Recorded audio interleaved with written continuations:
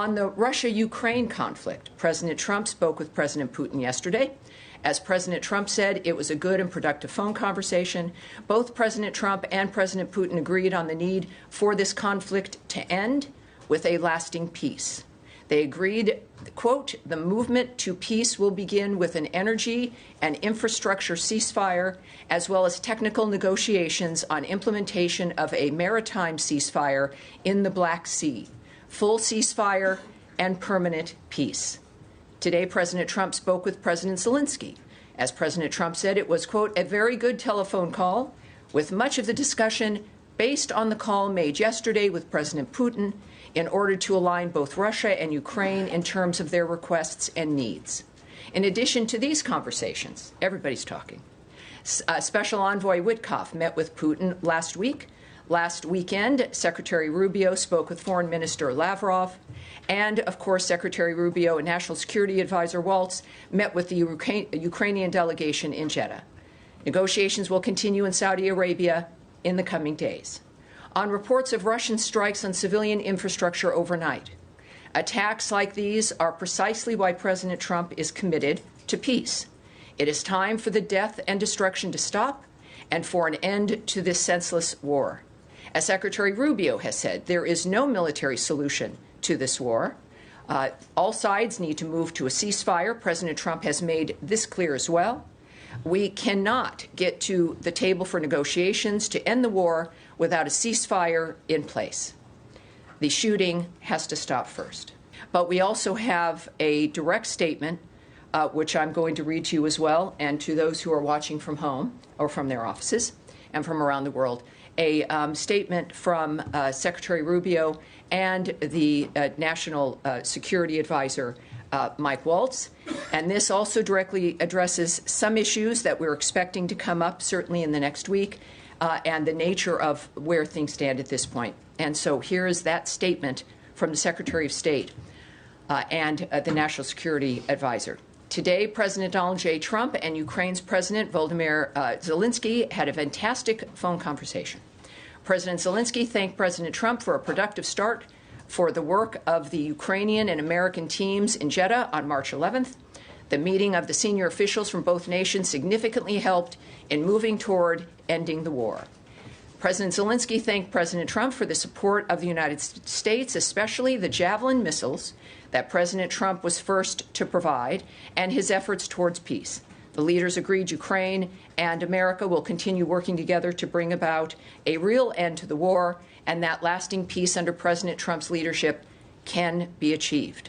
President Trump fully briefed President Zelensky on his conversation with Russian President Putin and the key issues discussed. They reviewed the situation in Kursk and agreed to share information closely between their defense staffs in the battlefield situation as the battlefield situation evolved. President Zelensky asked for additional air defense systems to protect his civilians, particularly Patriot missile systems. President Trump agreed to work with him to find what was available, particularly in Europe. The two leaders also agreed on a partial ceasefire against energy. The technical teams will meet in Saudi Arabia in the coming days to discuss broadening the ceasefire to the Black Sea on the way to a full ceasefire. They agreed this could be the first step toward the full end of the war and ensuring security. So let me just remind you here that that is technical teams. It will not be principals going to those negotiations. President Zelensky was grateful for the president's leadership in this effort and reiterated his willingness to adopt a full ceasefire. President Trump also discussed Ukraine's electrical supply and nuclear power plants. He said that the United States could be very helpful in running those plants with its electricity and utility expertise. American ownership of those plants would be the best protection for that infrastructure and support for the Ukrainian energy infrastructure. President Zelensky also thanked President Trump for continuing to push humanitarian concerns, including the exchange of POWs. He noted that they had just had a successful exchange and thanked the president for his leadership. President Trump also asked President Zelensky about the children who have gone missing from Ukraine during the war, including the ones that had been abducted. President Trump promised to work closely with both parties to help make sure those children were returned home. They agreed all parties must continue the effort to make a ceasefire work.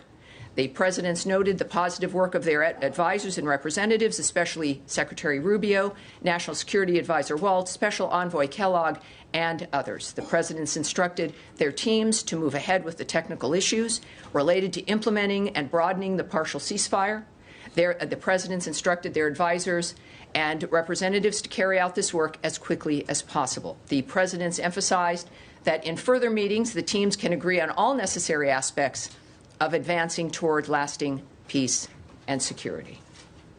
Tammy, you referred early on in your opening about a ceasefire would apply to energy and infrastructure. Yeah.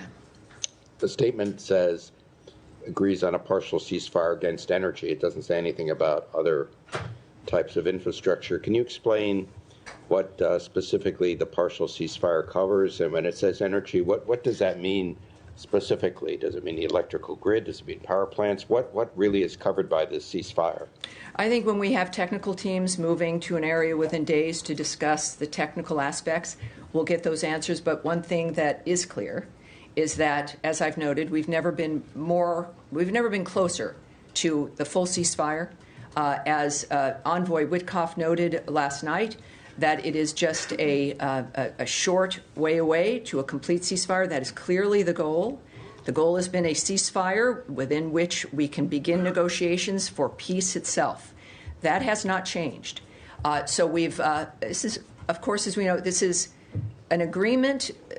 This agreement reflects us being closer to an end to this, and is really the first agreement that has created the potential of a de-escalation, which is what we want, and, of course, closer as a result to a full ceasefire so that this can end. The conversations between the parties involved, President Trump, the Secretary Roubio, Waltz, Witkoff, Kellogg, etc., multiple conversations to all the parties involved, and they've actually moved to the table in this regard through shuttle diplomacy, and so we've never been closer. So at this point, when it comes to the technical understanding, we'll learn that certainly in a few days, but this is the right trajectory brought to you by President Trump and his Secretary of State, Marco Rubio.